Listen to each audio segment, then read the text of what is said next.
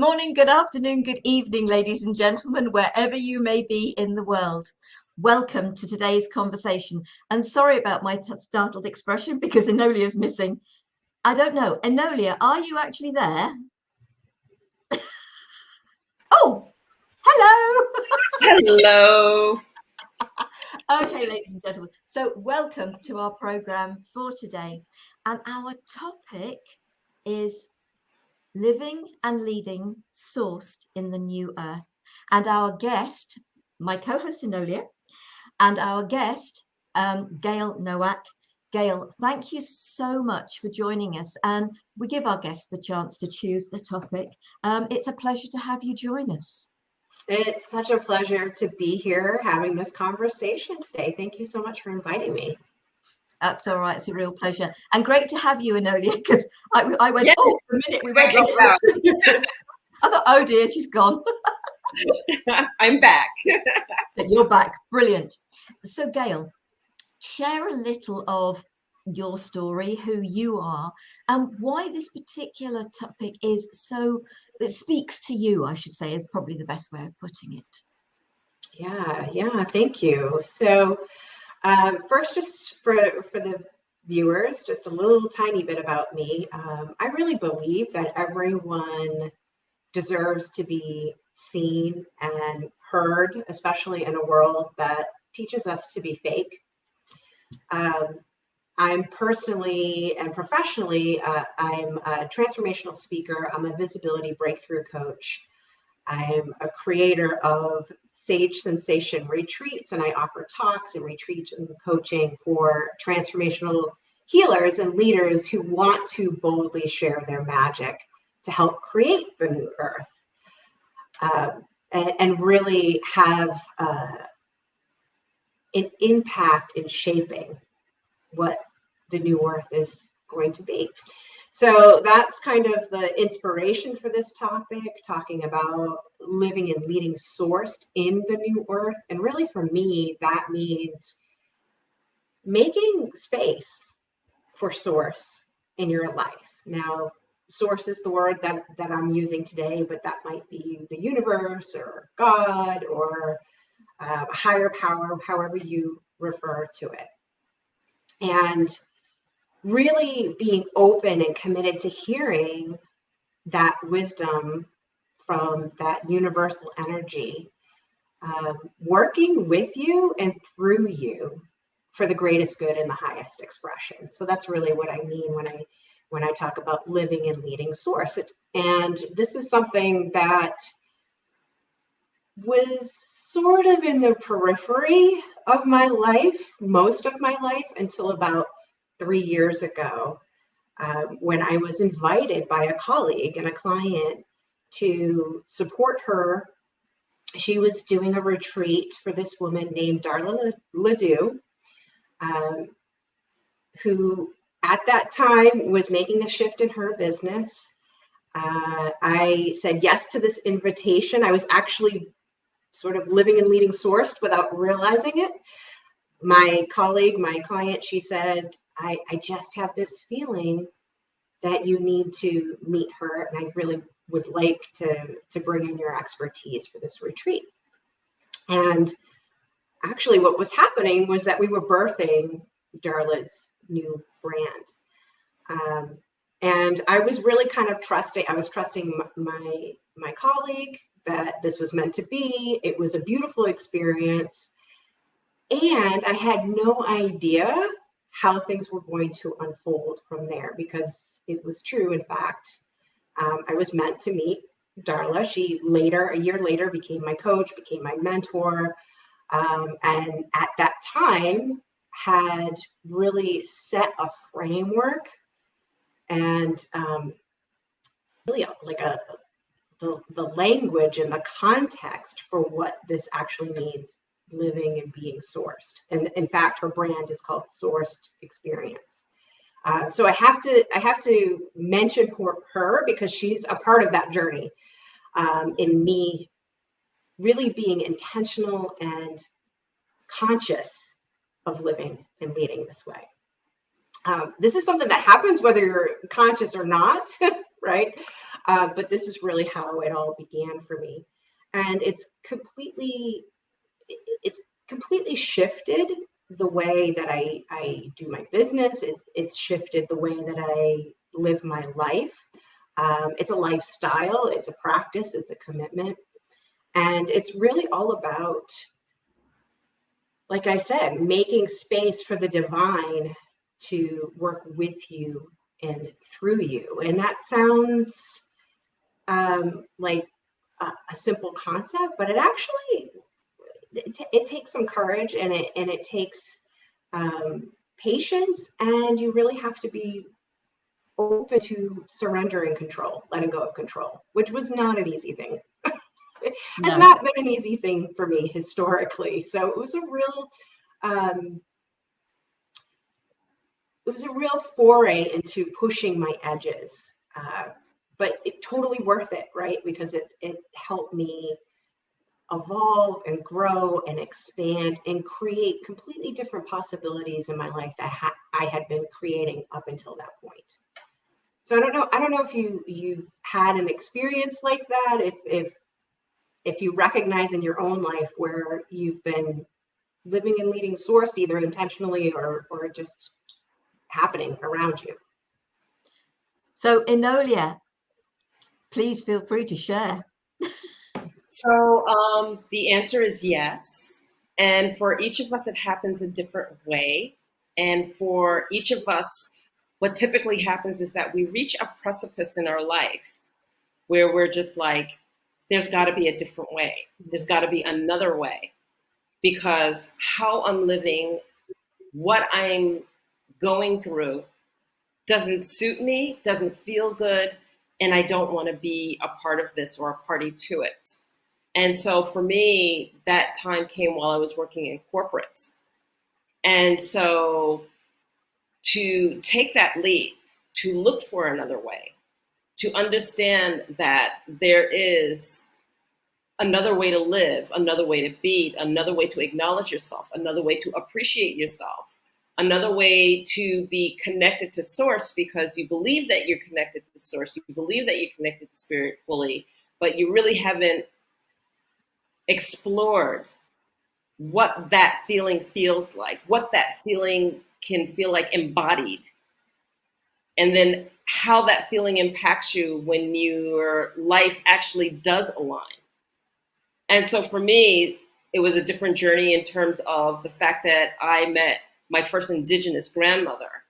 And so I was shown a whole nother culture, a whole nother way of life that embodied that, which opened up the world for me and started me on a completely different path, opposite of where I was in corporate. And some of the things that you said were really powerful, and you know, we say them in passing, but I want to highlight that it is no joke to live life in the unknown, because we want to control everything. We want to establish our environment, say that this is the bubble, this is how I can feel comfortable in the bubble. And when you are living your life in the unknown, what you're basically doing is that you're living your life and you don't know the boundaries. And there isn't a comfortable place sometimes, that your uncomfortable becomes your comfortable. And your trusting is so heightened and so sharp, and your instincts are so just heightened is the best word that I can use to describe it. And that you trust yourself, and that you trust what you're being told, and that you trust how to navigate through this life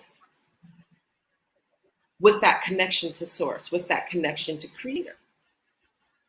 And so I love that you're a transformational coach. I am too, in that regard, of leading people to wanting to share, this is how you can be and live. And this is how good it can feel. And this is how great and satisfying it is once you embrace and arrive and allow and release and let go and surrender.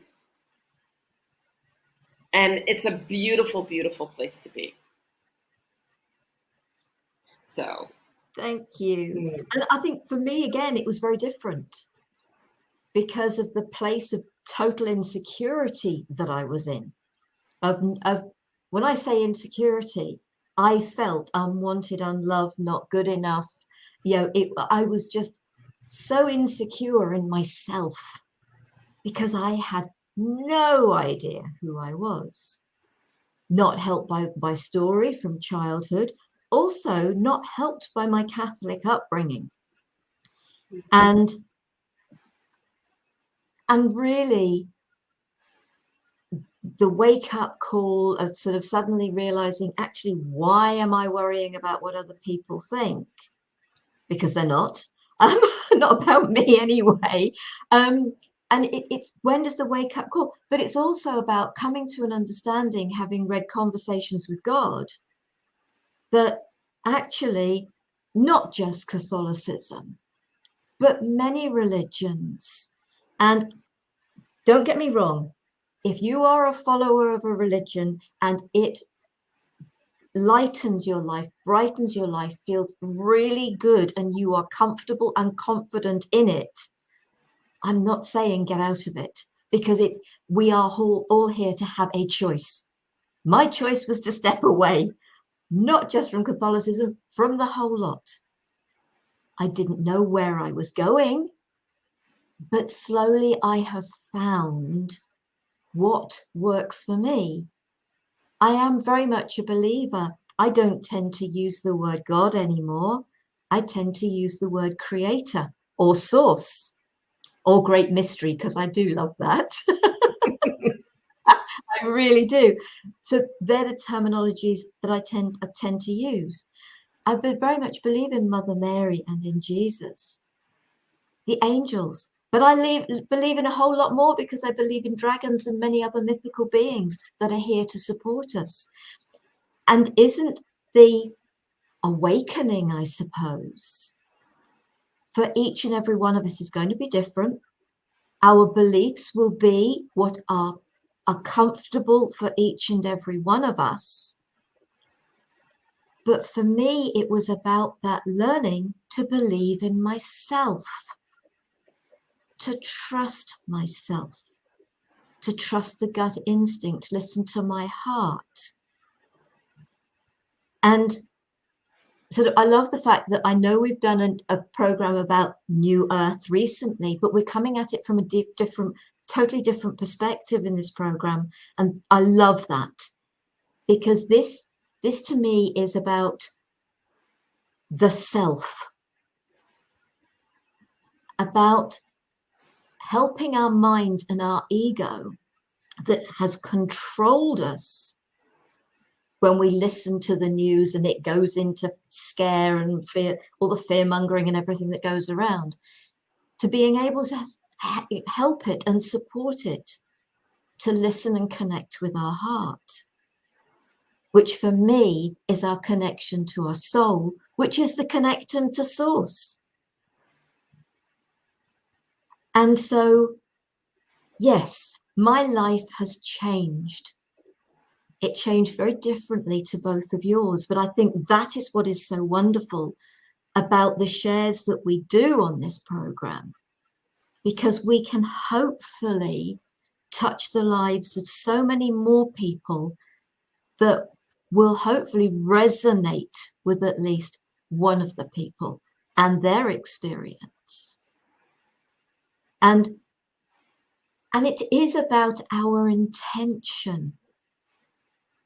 What is our intention, not just for ourselves, but for everyone?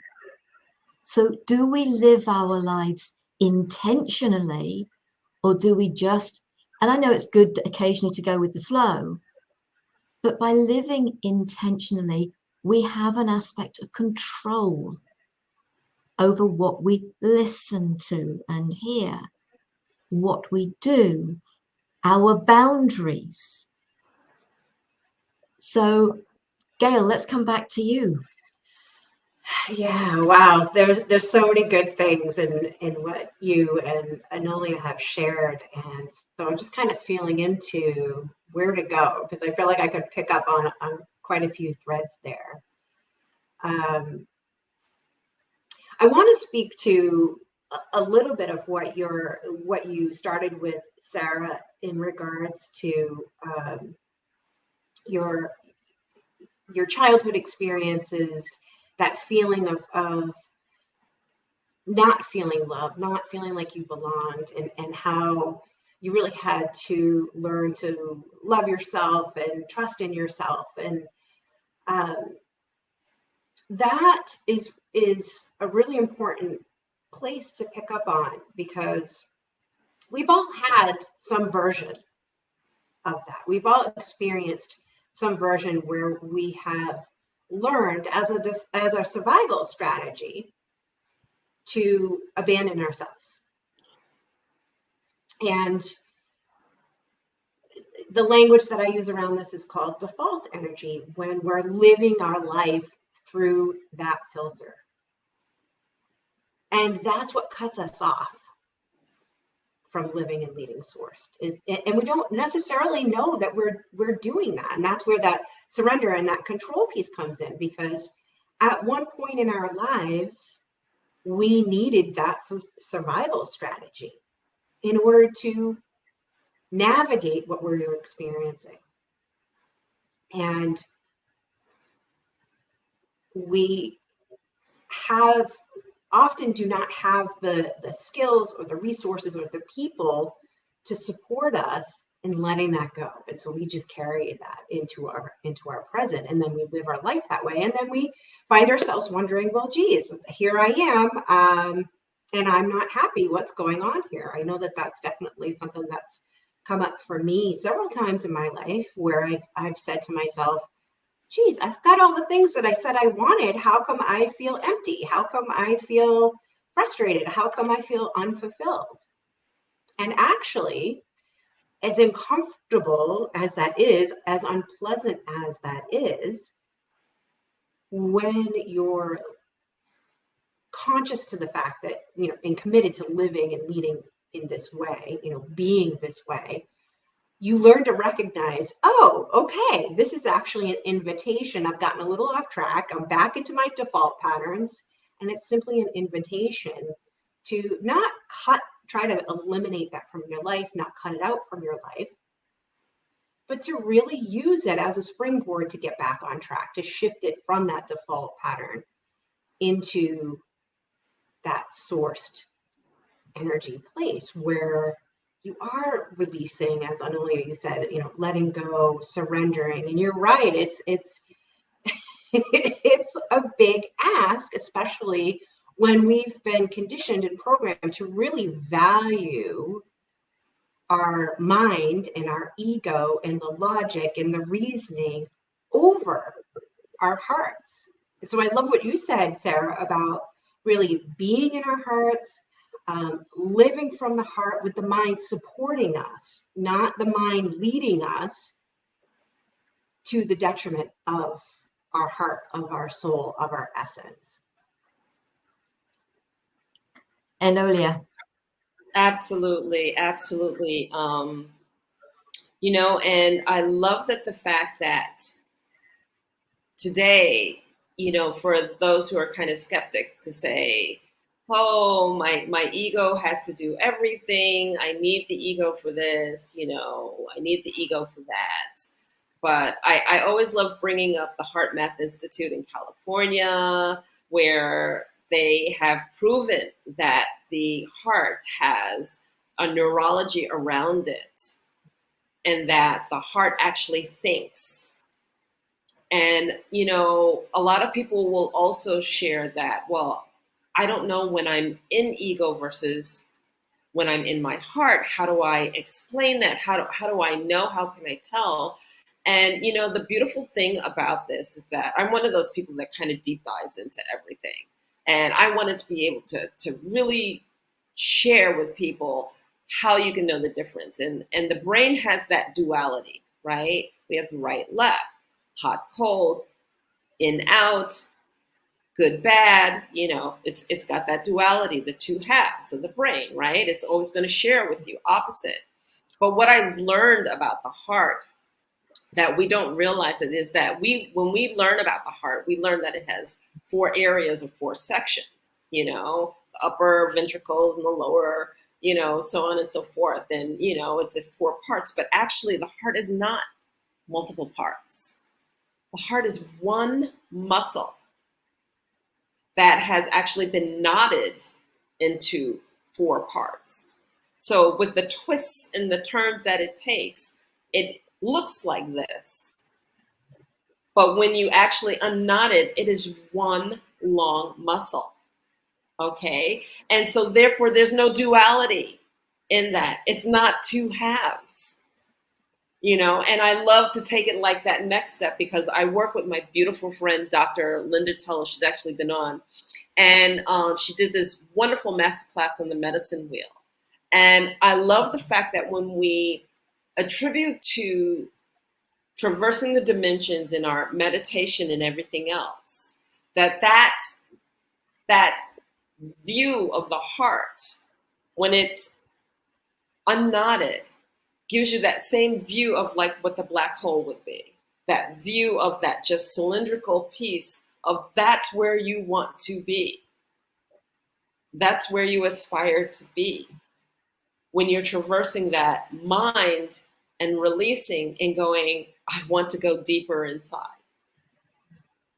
You know, to give people a visual of that.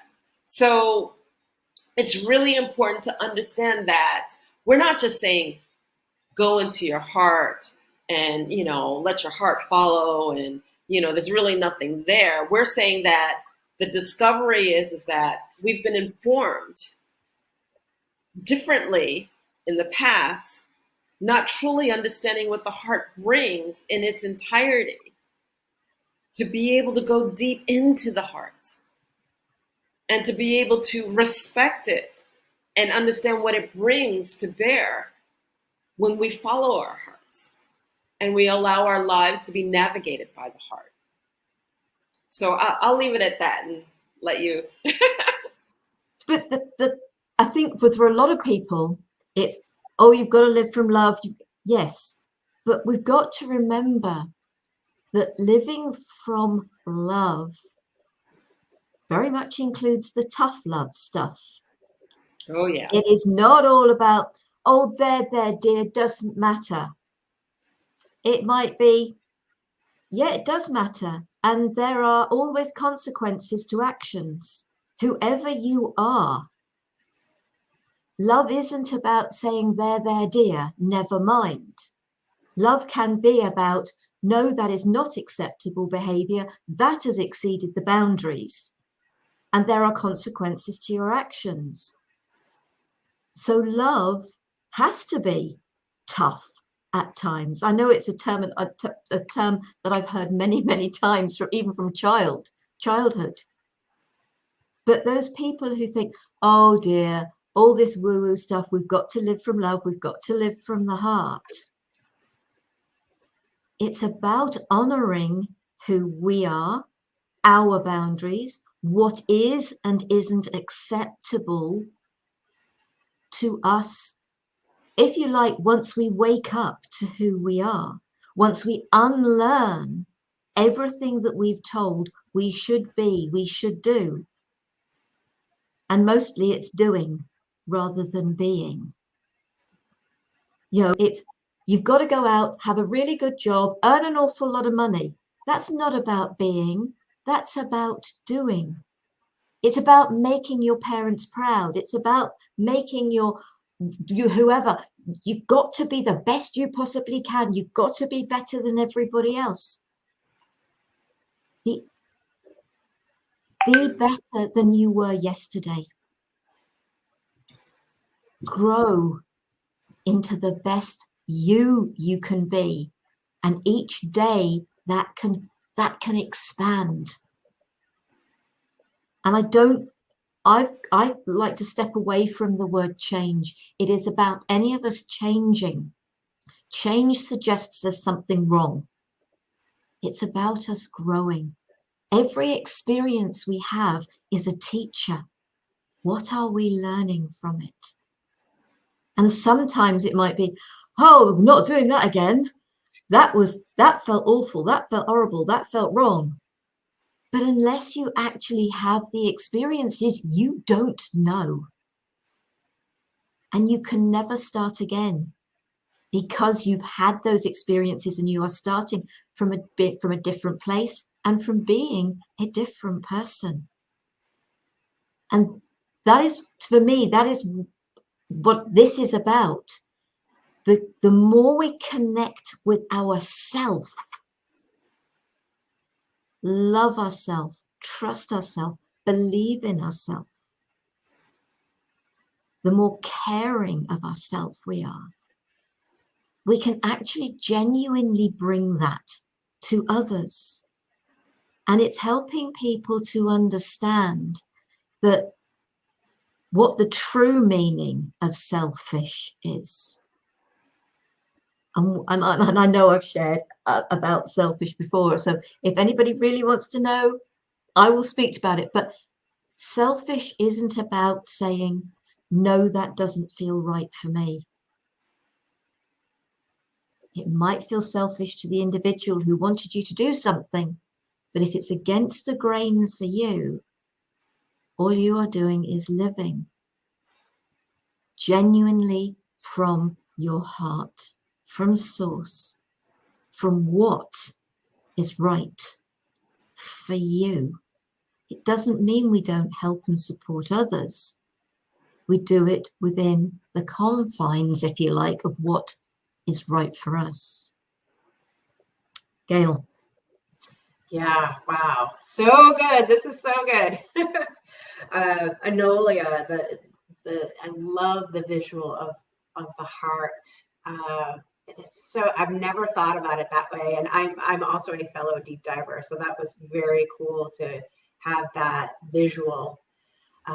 And Sara, I love what you're saying about, this isn't about just, it's not about bypassing, right? It's not about turning a blind eye to the darkness, to the shadow.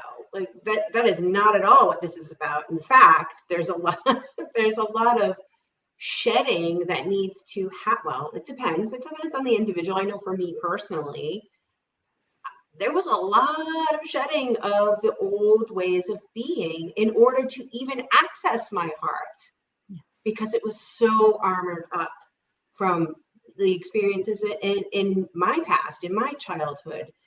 And we can't necessarily connect to that place when we're in a survival pattern.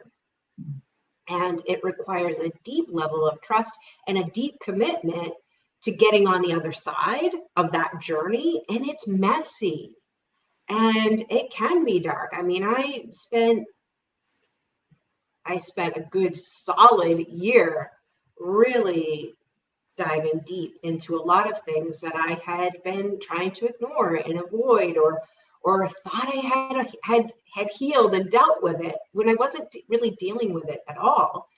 And it was difficult, and it completely turned my life upside down. And being on the other side of that, I can say I live far more authentically. I'm far more tapped in and tuned in to the universe.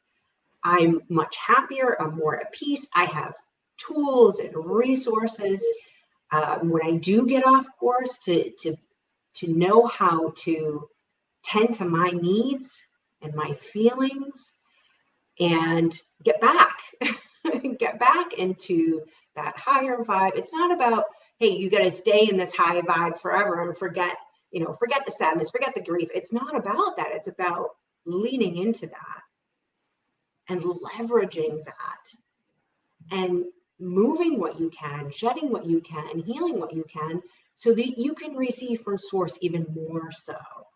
So I love that you brought that up.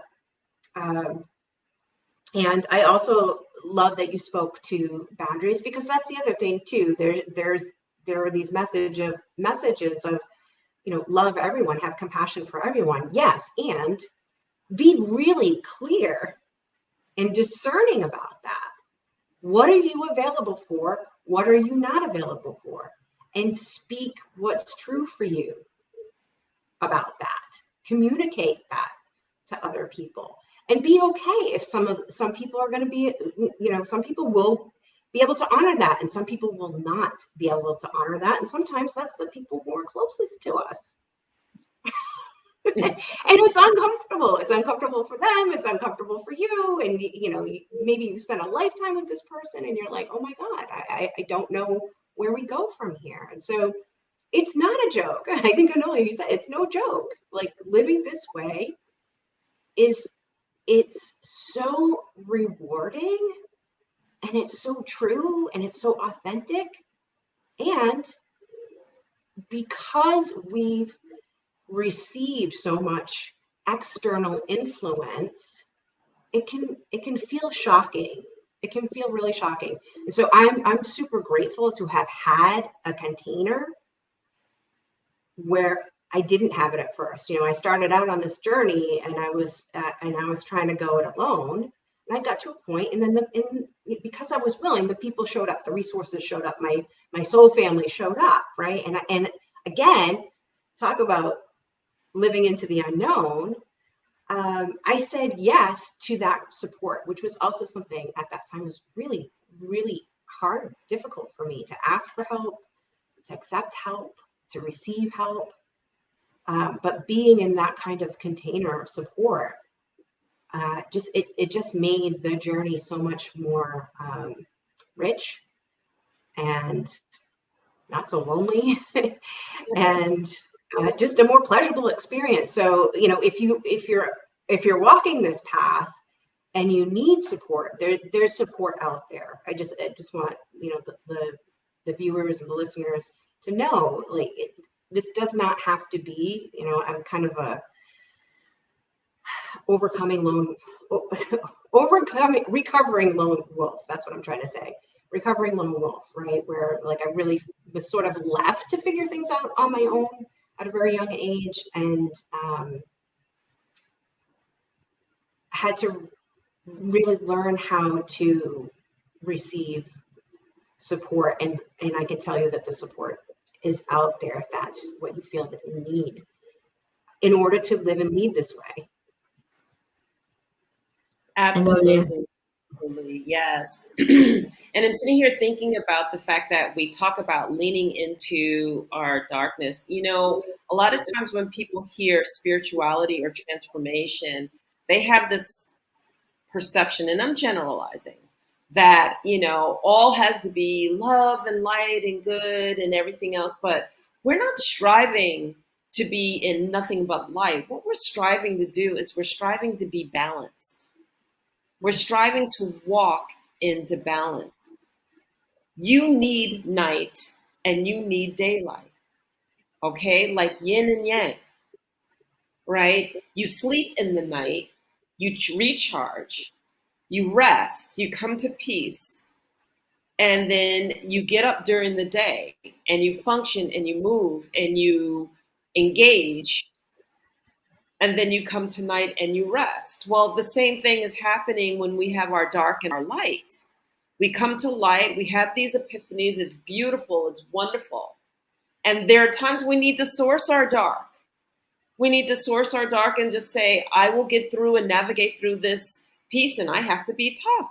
And that's the part of me that needs to navigate through this circumstance or this situation. And I have to source from that place within me that says, I can establish a boundary, I can stand in that boundary, and I can speak my authentic voice in there, and I can hold that. And it doesn't mean I'm any less light because I do. It just means that I'm not a doormat. We have to be able to come to that balance and know that it's okay to source from wherever we need to source from. And always strive that we can walk that path knowing that it's a part of us. You can't cut off your arm because your arm did something negative, And we have this idea sometimes not, I don't want to generalize too much, that we have to, let go of parts of ourselves because we perceive them as bad or wrong, or no. In coming to a spiritual place is to accept the totality of yourself, the totality of all parts of me. And that, yes, I may feel vulnerable because I have this part of me that's really jealous, and I have this part of me that's really insecure. But the key here is that I won't cut off that jealous or insecure part of me, but it doesn't need to lead my life. I can acknowledge that I have jealousies, that I have insecurities. And then I can allow that vulnerable piece to just basically say, yes, there are times I can get jealous. There are times I can be insecure, and yes, that's very much a part of me. But I choose not to allow that aspect to lead my life. But it doesn't mean that it's not there. It just doesn't get to lead. And then I accept the totality of myself. And then there is nothing that anyone can say that can really hurt me because I've accepted that part of myself. So if you tap into saying, oh, well, you're this, this, and this. Well, yeah, I can be. And I'm okay with that. That I've accepted all aspects of me as I walk through this life. So those pieces are important to understand that we need the dark, we need the light. That's what we are. That's the makeup of our energy. That's who we are. And the strive is the balance. Yeah, and brilliantly put, because before you started speaking, I was thinking, we have the polarities inside us. We have the dark, the light. We have the caring and the anger. And people trigger us. And can we control the triggers? Yes, providing we are kind enough to ourselves to say, I'm taking a step back. I require time to think. I require time to get my terminology is, I require time to get my head around this. Something's happened just recently that's dragging me into other people's stuff, but unfortunately I am dragged in and I cannot get out because it is sadly to do with Gift of Healing TV and an interview I've done on here. And I am being dragged into something, but I am going to be time to think about it, time to speak to people about it, trying not to bite, to jump. So when we have those polarities, we're allowed that because that's who we are. We have both. It is up to us whether we want to go in like a bull in a china shop without any thought, and we therefore can break our own boundaries.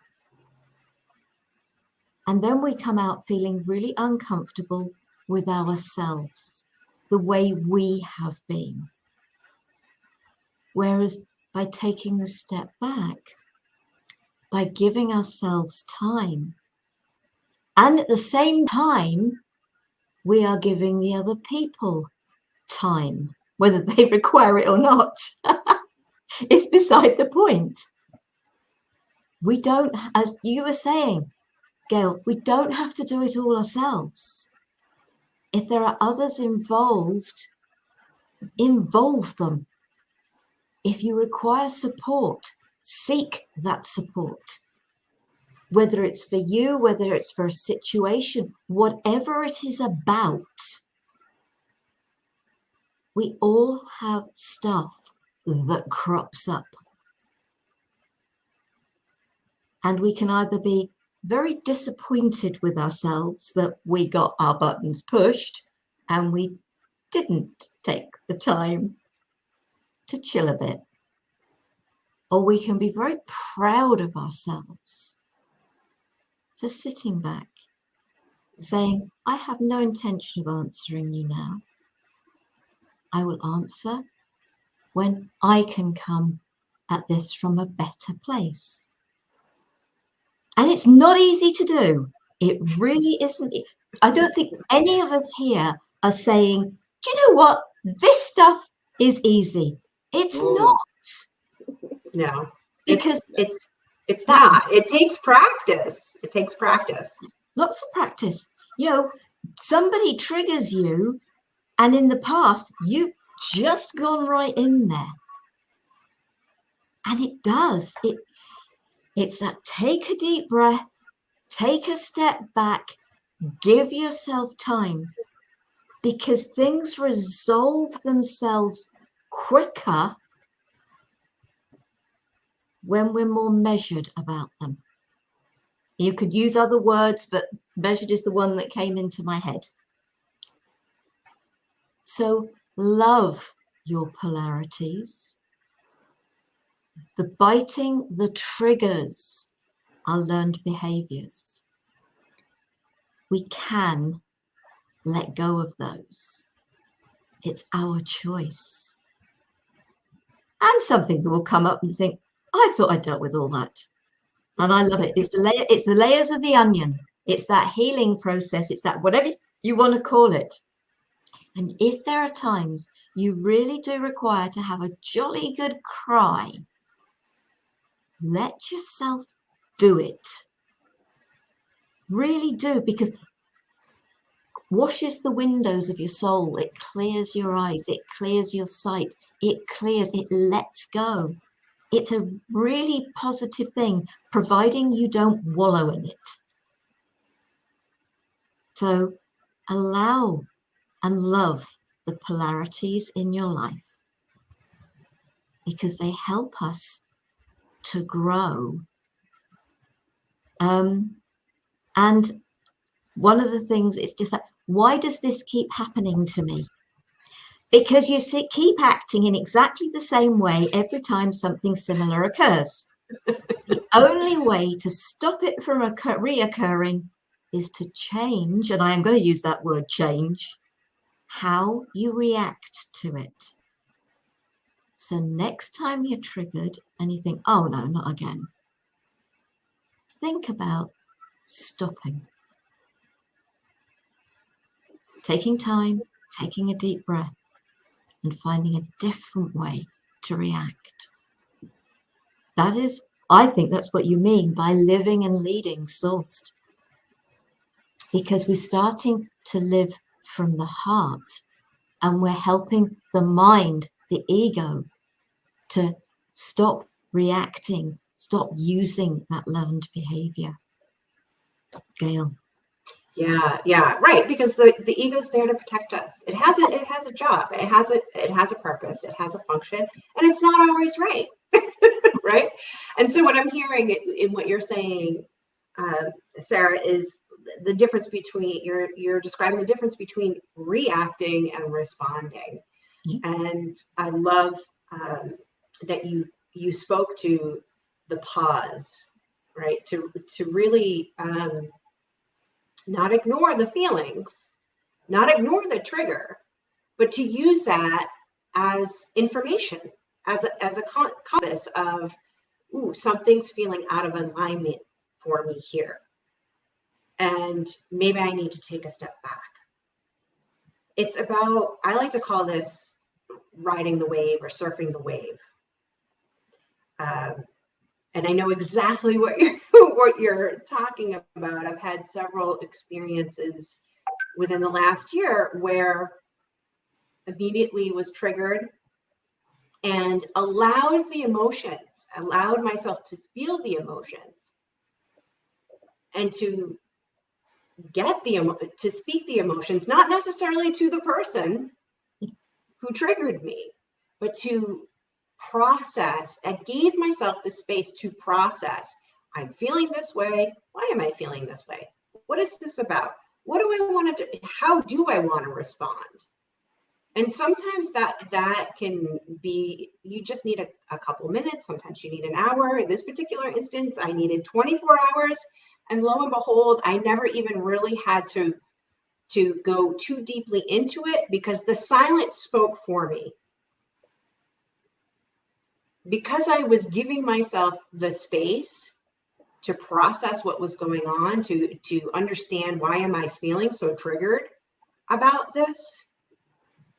That's energetic. The person felt the silence. The person felt that space, and they walked back what they were doing. And then my response was, you know what? No, I am uncomfortable with that, and that's not what I want. And that's all I had to say.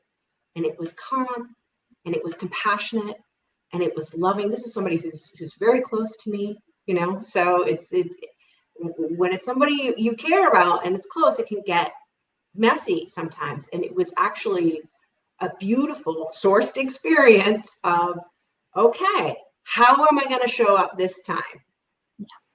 And it showed up differently. Yeah. Because of exactly what you're saying, of loving all the parts of ourselves. I was angry, I was furious, right? But instead of tamping down that anger, I allowed it to flow through me, right? If we limit the negative emotions, we also limit the upper end of the positive emotions. If we can't feel that anger, we can't feel that love, we can't feel that joy, right? And so it's really about expanding your capacity to feel all the feelings, expanding your capacity to receive a lot of different situations, and to, like you said, take the time to process what's happening within you before reacting to what's happening outside of you. Yeah. Enolia. Yes, very much so. Of how we process is a major piece of all that we do. It's interesting because I'm sitting here thinking about the fact that what constitutes growth? And what constitutes growth is recognizing that you've been triggered, recognizing that your boundary has been reached, and then going into that uncomfortable place to say, okay, this was my boundary. This is where my limits reach, and this situation or this person or this circumstance is pushing me beyond my comfort level. That's where the growth takes place. That's the exact moment that it's like, okay, I either have to step up and grow, or if I make the same decision and I make and get the same result that I usually do, this is going to happen again. And this is why it happens again, because what happens is, I love to teach that you come to a crossroads, and that crossroads is the decision point. And there's that decision point where you're comfortable on one side, and this is the decision you always make or you react to. And then there's the other side, which is like, okay, this is new. I don't know where it's going to go from here. I've never gone down this road before. So am I going to go down a rabbit hole where I know it's comfortable and easy, and this is the decision I always make? And that's where we usually go until we start living in that unknown. We're going to go, okay, I'm going to force this different decision, right? Because I want a different outcome. Because what was it, Einstein who said, the craziest thing you could think of is expecting change or expecting a different outcome when you do the same thing over and over and over again? No. Madness. Madness. So it's insanity, right? So it's imperative that we recognize that the decisions that we make shape us, and that instantaneous decision where we don't take pause is why we get the same results over and over again, because we're not thinking, we're not taking that breath, we're not stopping in silence and going, okay, I'm at that precipice of that crossroads of a decision, and I need to get somewhere different, so I'm not going to make the same decision, even though this is the unknown. So there we go back to that whole story of living in the unknown, because when we make that different decision, we don't know what that outcome is going to be. We don't know that path. We're not clear about it. Is that where I want to go? I'm not sure. And so that's why it makes it hard. But the beauty of this is that that's what life is about. there's really nothing that guarantees that even if we do make the same decision all the time, that we're going to still have or be the same life that we're going to, you know?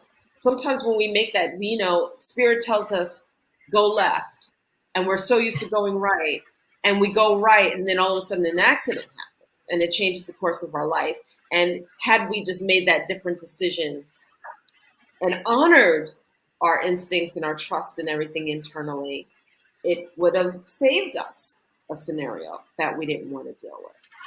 So it's imperative to take that pause, and it's imperative to grow beyond our boundaries and live that life that's unknown so that we can have change, or we can navigate through life and invite new into it. Yeah. Yeah.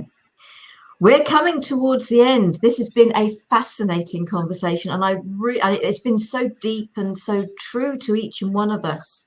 And I am always so grateful to that. And I hope that the folks that find this program, because they will, it speaks to them. And because we've all shared, we've shared the same information uniquely. So before we close, and obviously I will sort of hand over to Enolia to do the close. Gayle, is there anything that we possibly haven't touched on that you would like to add to this before we close? Yeah, I want to circle back. A couple of things. I want to circle back to the idea of asking for support, and that can look like a couple of different things, right? But I really want to, that could be support from family, that could be support from a professional, from a friend, trusted friend, healthy, whole, right? A healthy relationship that you have. But I also want to talk a little bit too, like you can also ask for support from source. You can have a conversation when you receive those triggers or those unwanted results. You can always go into asking, like, what am I meant to learn from this? What is this about? How can I navigate through this so that it's a little bit more proactive than just sort of receiving the intuitive hits? It's a dialogue, it's a conversation, it's a relationship that you're nurturing, right? And so when you're strengthening that bond, when you do get those intuitive hits, like, okay, this is where I'm being guided. I'm supposed to take that left, and you trust it and you don't question it, and you just know it. You don't even necessarily get an answer why. Sometimes you do, right? And sometimes you don't, but you just trust it. So when you're also going to source for support, right? Like, we live in a friendly universe. we live in a friendly universe. It might look messy and chaotic and hectic, and but really it's like that creator energy is there to support us, to love us, to help us, and to lean on in the good, celebrate the good times, right? But also to lean on in those difficult moments. And then I guess the other thing that I'd love to just leave the audience with is I invite you to reflect on or journal about what you might do differently as a result of this conversation about living and leading source, connecting with source, trusting your own inner knowing, whatever it was that spoke to you. What might you do differently as you lean into what that means specifically for you? Brilliant. Excellent. Right. Obviously, folks can get hold of all three of us. So I'm sorry, the only reason I was looking at something else was because I wanted to get your website so I could post it into the chat. But if you'd like to share sort of how folks can get in touch with you, and I will make sure that if you're watching the video on YouTube, folks, the information for all three of us is underneath the video. So please do. if it feels right, if you feel drawn to speak to one of us, please do. That's why we're here. So Gayle. Yeah, I invite you to drop me a line at gayle@thestorystylist.com. That's GAYLE. And the Story Stylist is all one word. You can explore the resources available at my website at GayleNowak.com, GayleNowak.com. Brilliant. Thank you. And thank you so much for sharing with us. Enolia, handing over to you. Yes, thank you, everybody. And I just want to say that our next guest will be Star Thomas Wise, and our topic will be Love is an Inside Job. And so we're excited to have Star on, and that'll be Wednesday, November 9th.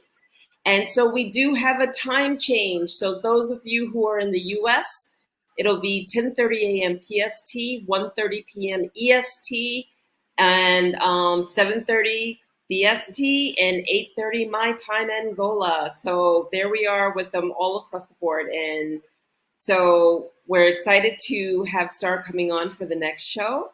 And you can reach out to Sara Jane and I. We will always answer anything that you have written or any comments or questions that you have, and we'll make sure they get back to Gayle if you have questions regarding anything that we've spoken about tonight.